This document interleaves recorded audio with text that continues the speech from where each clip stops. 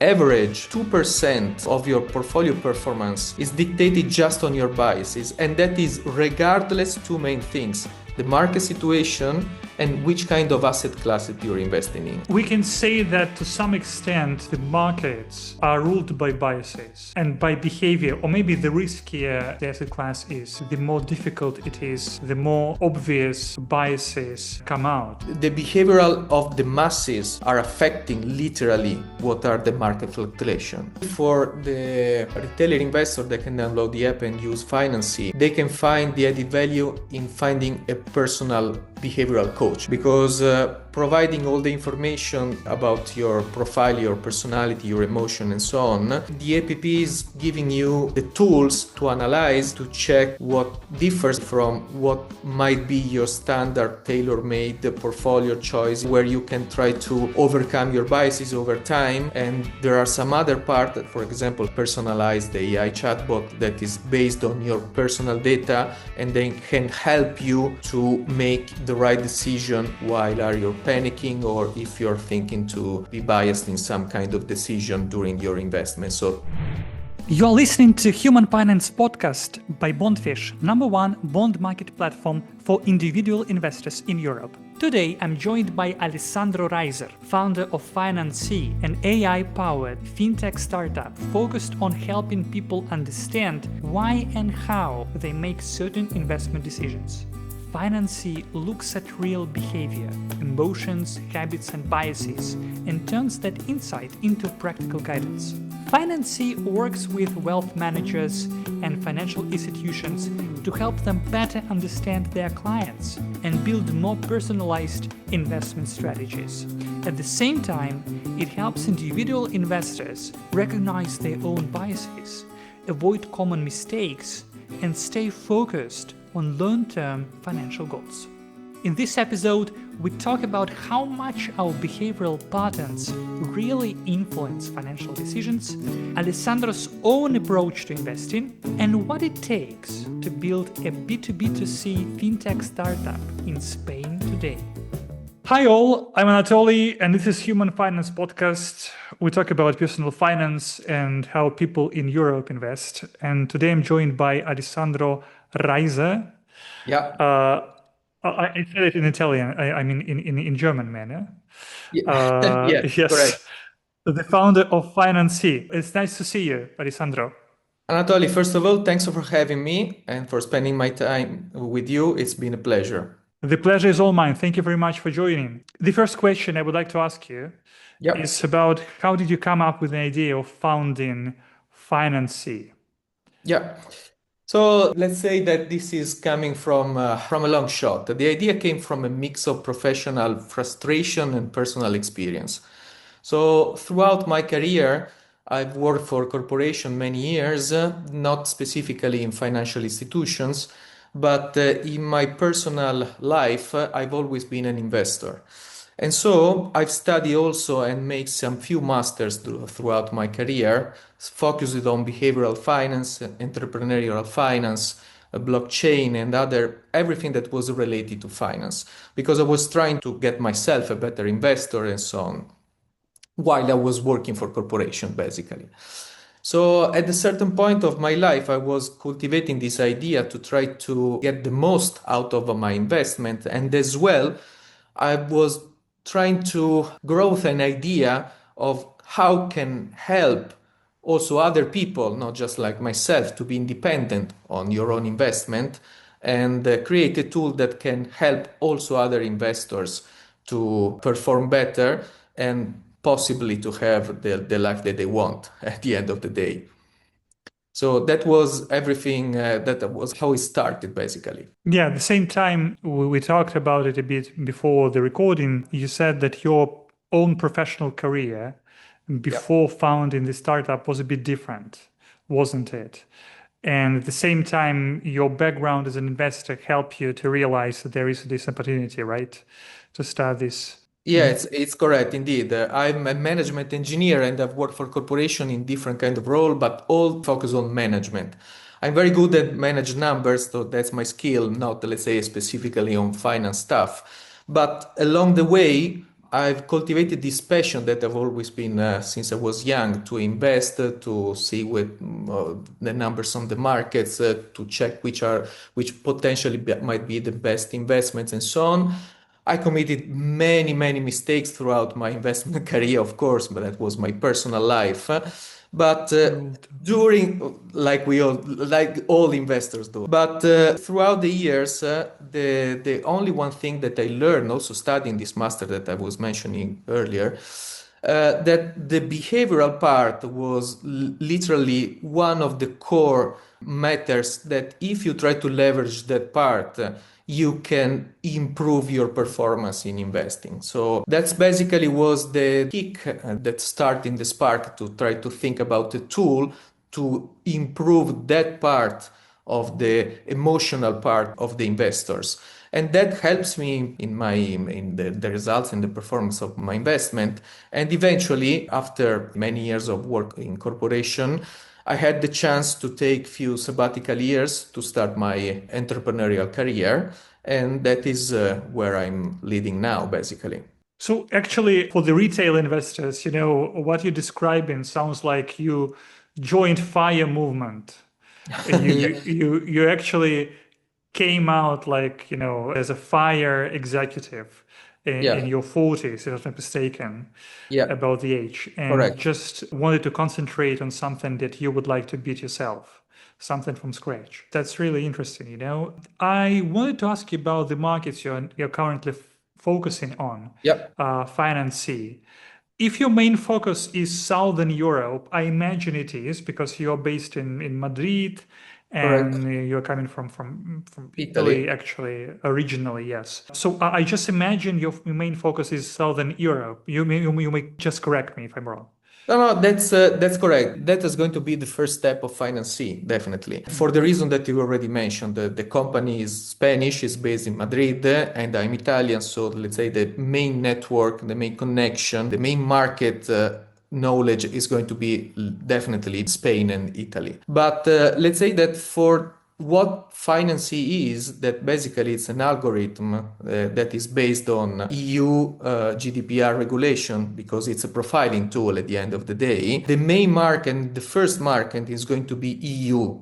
So the whole EU where all the GDPR and what basically our profiling tool Right. might be applied to. So that is going to be the first steps that FinanSee is going to take. Yeah, and my question in this regard is about the difficulty and the challenges of waging, of having a business and B2B business in Southern Europe. Because in my impression of working with some Italian companies, I didn't have a lot of chance to work with Spanish companies, to be honest. But with Italian companies, I can say that, it's sometimes it's challenging to introduce something innovative and to sell innovative tools to businesses that are accustomed to doing their business as it was before. Or maybe, I'm just doing business as it's working. Do you have this impression? Do you have this problem? Yeah, definitely, definitely. I wouldn't like to say that it's an old problem of Italy, this one, but definitely something that is still happening in Italy as well. So if you are not a renowned name and you're coming up with some new ideas, with some new project and so on, it might be challenging, I would say at least, to prove yourself to the market and to get the first customers because basically it's all about that because once you have the first customer and you have the first customer satisfaction all the others will follow straightly. So this is something that of course in the last decade Italy is trying to fight this old mentality, I would say, because it's plenty now of very thrilling, let's say, startup ecosystem and so on. They are mainly focused on Milan or around Milan rather than Rome itself. But let's say that Italy is trying to fighting back this old mentality. What I found here in Spain, on the other side, is that the ecosystem of startups, and I mean by that all the ecosystem of startups. It means new ideas, fresh people, new project, and then new environments is boosted a little bit much better here. So the ecosystem is thrilling all, let's say, not just the private companies, but also the ayuntamiento, so it means the stattal ecosystem, I would say. Mhm. It's something that is helping a lot. There are a lot of initiatives here, a lot of opportunities to show off. And so it's been for me to establish the company here, at least at the very first steps of my company, it's been rather better than being in Italy. That's interesting. That's interesting that you actually, I wouldn't say satisfied, you're quite happy about starting the company in Spain. Because, I used to have a few talks with a few startups builders here in Germany. Sometimes they say, well, maybe if we knew it would be so difficult, we would maybe pick another country, maybe some closer country here in the European Union always. Ah. But they sometimes talk about the Baltic states, like Lithuania, like Poland, and also Spain and Portugal is always on this list. That's interesting that you started in the country that you like, that you prefer, and that as far as I understand, you're quite satisfied with the ecosystem there. It's Yeah, quite yeah. thriving. Indeed, it's true, it's true. I would like also to mention that, let's say, in the Iberical Peninsula, it's held also one of the biggest tech fair in the last Yeah. 10, 15 years, the Web Summit, you've been there as well. So, and it's not the case that it's been held here in this last decade or so. The whole ecosystem here is trying to push these new ideas. It's attracting funds internationally, not just in Europe, but from US, from Middle East, from also from Far East, I would say. Because Yeah. as I was mentioning outside of the podcast, I lived many years in Asia, and so I could check also some feedback from there, and they are Mm. present here definitely, and they are trying to find a way throughout the EU legislation and governance to make their own investment here in Europe as well. Okay, perfect. Let's move to your platform, your actual product. Yep.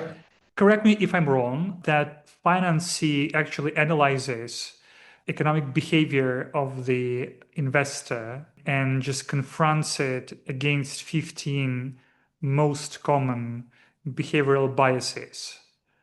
Is it correct?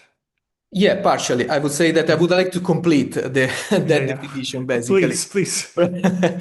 So yes, the profiling tool is just something that enrich what is currently on the market, like the MiFID questionnaires that financial institutions are using to assess their own customers. So what we've built is something that not just deliver the risk assessment part that MiFID Mhm. assess normally, but we enrich this with two more pillars. One pillar is focused on 15, one of the most 15 common behavioral biases of people, and 20 different kind of asset classes, level of knowledge and interest that the people and the customer they have into. So combining these three pillars all together, the profiling tool can deliver a much more accurate portfolio allocation that is totally tailor-made to the person. So that part is related to our profiling tool for the B2C market. So for the retail investor, people like us that they want to invest or they currently investing and so on, they want just to have, let's say, a better understanding of themselves. Then on the other side, of Yeah, course, there and is the B2B part that is another that is another part.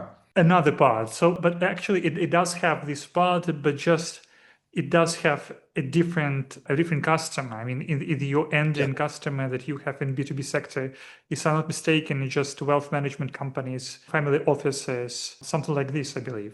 Yeah, definitely.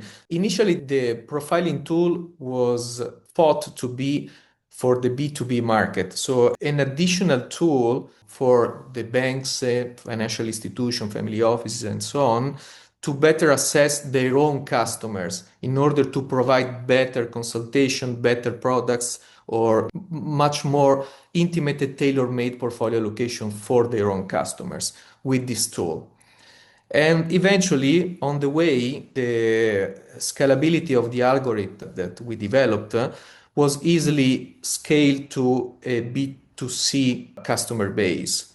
So instead of studying what is the CRM of a financial institution and derive Right. out of that all the insights that FinanSee can provide, we analyze throughout simple questionnaires when the retailer investor download the app and try to assess themselves basically. Yeah, I didn't have a chance to see how what it looks, what FinanSee looks internally from the point of view like B2B situation, your internal B2B product. But of course, I looked at your app and it's interesting that answering all the questions, quite an extensive questionnaire. My personal results show anchoring and confirmation biases as well as prevalence of economic and value-based biases. And I'm just curious, I was curious, to ask you about what about you? Are there any behavioral biases that you personally recognize in your economic behavior? Or maybe you knew that they are, and they are like one of your internal enemies, or maybe not enemies, but factors that you should always factor in before making an investment choice. Yeah. So absolutely. I'm one of everybody else, basically. I'm the same. So throughout, let's say, my years, what I found that I'm very, let's say, submitted to this kind of biases. For example, for me, it's overconfidence. And another one that is bias confirmation, for example. So there are two biases. One is that is dictated basically on the knowledge that I have acquired over throughout the years, and then try to push my conviction towards some investment that are definitely correct, even though maybe there are some other signs that shows Mm. differently, and that is overconfidence. And on the other side, for example, as well, this confirmation biases, where when I'm studying and make some research on the market before buying or doing some kind of investments, I try to look just to the news and the information that are supporting my initial ideas, of course. And those are typical biases.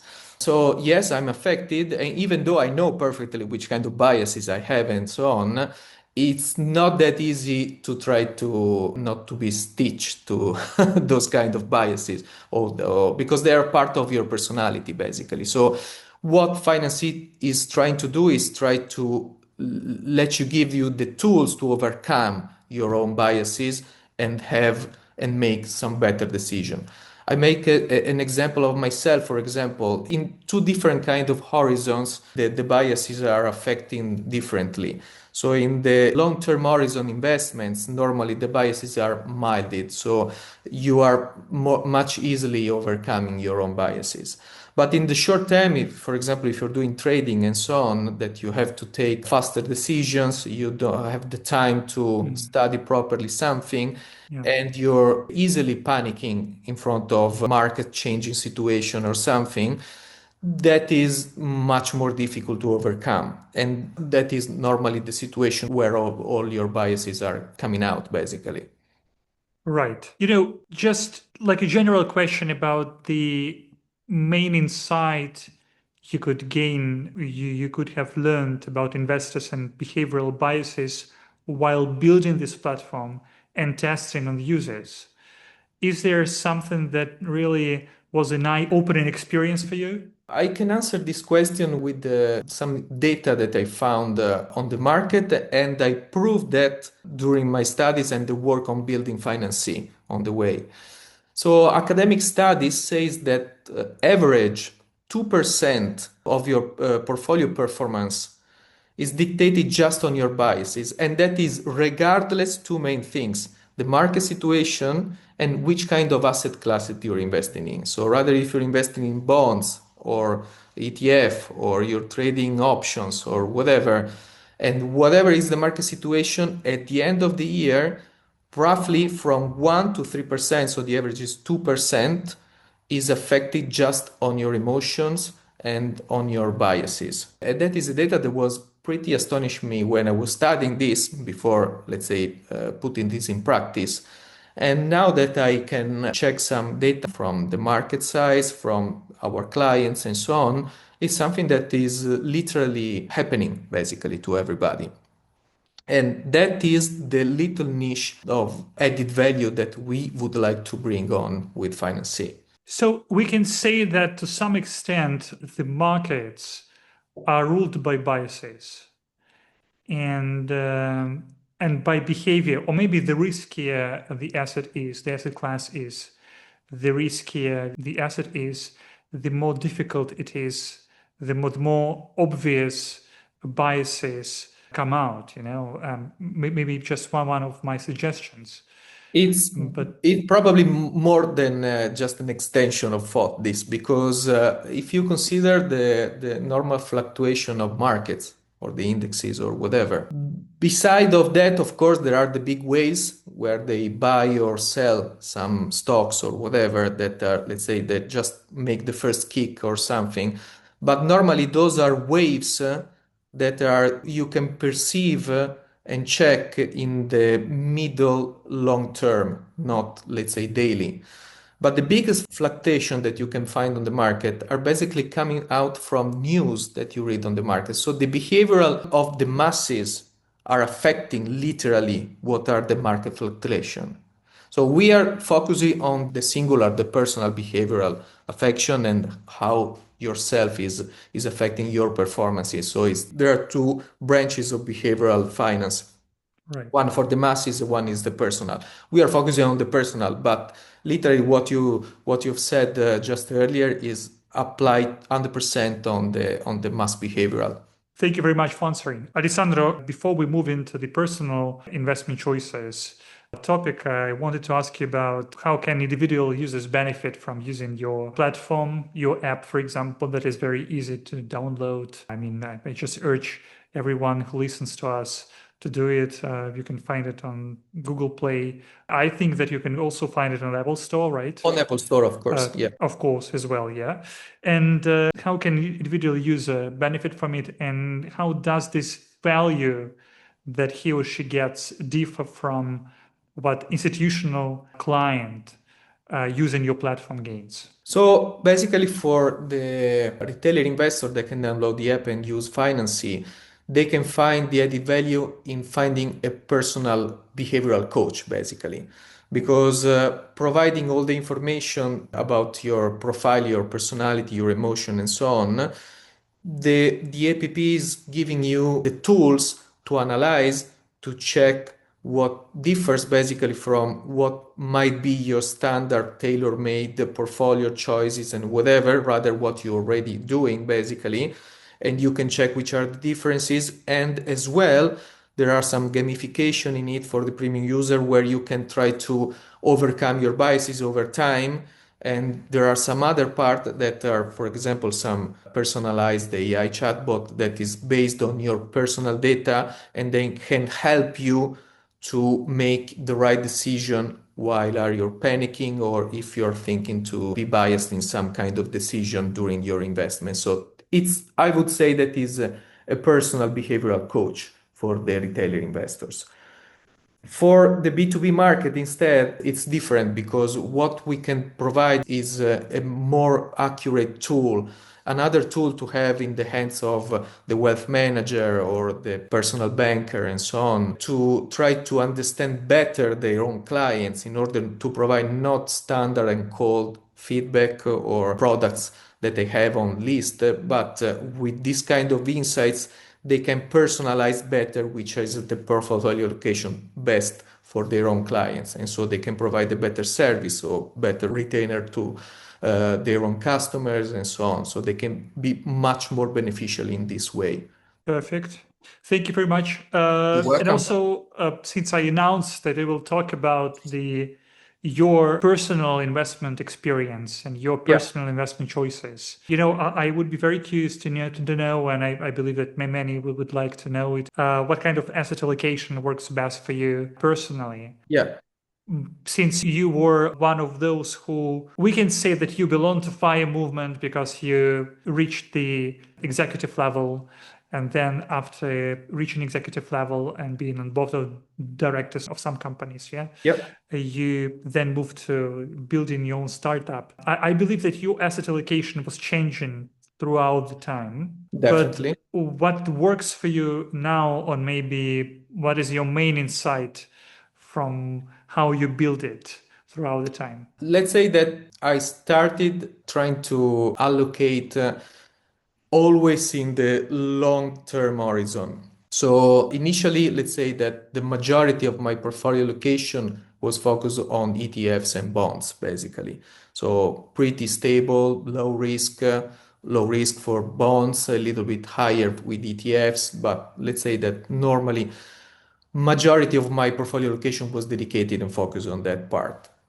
And throughout the years, while I was growing my knowledge in finance, in different kind of tools and so on, and knowing myself also a little bit better with experience and studying behavioral and so on, I try to diversify it a little bit more. But let's say that up to today, my current portfolio allocation is still 80 to 85% still located with very few movements per year in the long-term horizon. So let's say the 85% is ETF and bonds, corporate bonds, for example, and ETF.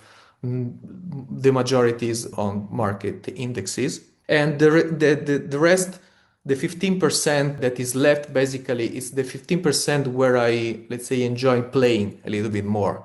So I have some, also for that part, medium-term investment in crypto as well. And I have some medium-term investment in stocks. So since I'm a person that still study every day, which is the market situation, I have some personal in love companies that I always followed and I keep following and so on. I try to buy and sell a few times per year. So I would say that it's not a long term, but not even trading. It's something that I can do a few times per year on that part. So I trade in stocks as well. And a small part of it, but a very small part, is just trading. And I trading options, for example, for leverage, but it's just less than 5% of my portfolio allocation that is dedicated to that part. Because due to my biases as well, since I'm still not that good in trading rather than in long-term investment. So it's not a financial advice, but still, this is what I am and what is my portfolio allocation. Perfect. And you said that you invest in bonds and you Yeah. started also like Yeah. investing in bonds quite early in your life. Yeah. How do you do? Did you select them? Did you select them yourself in the beginning, or maybe it was like just from the beginning was ETFs, like bond ETFs, or maybe you now prefer selecting some bonds yourself? That's interesting to know how it works for you. What is the best way? I would say that I would rather liked to have met a company like Bonfish, for example, that can help you selecting these kind of tools for you.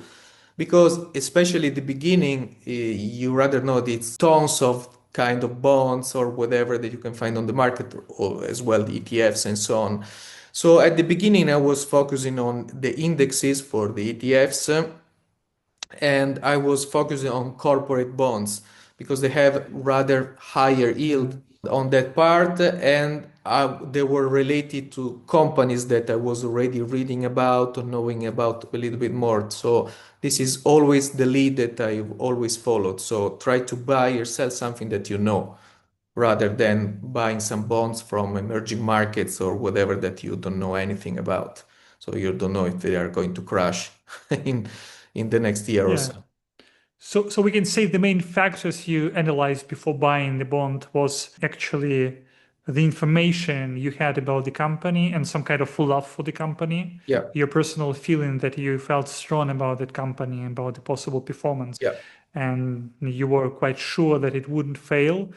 And at the same time, you were driven, of course, also by high yield of the corporate bonds that they offer. That's perfect, I would say. Thank you very much, you're Alessandro. welcome. Thanks to you. It was a pleasure to talk to you. Actually, I wish all the success to FinanSee. You Thanks. have built an amazing product, and it's kind of, I would say, it's not often when a startup is from the beginning positioned as B2B to C product, because you build a product that delivers value to the institutional clients and to like retail investors like me.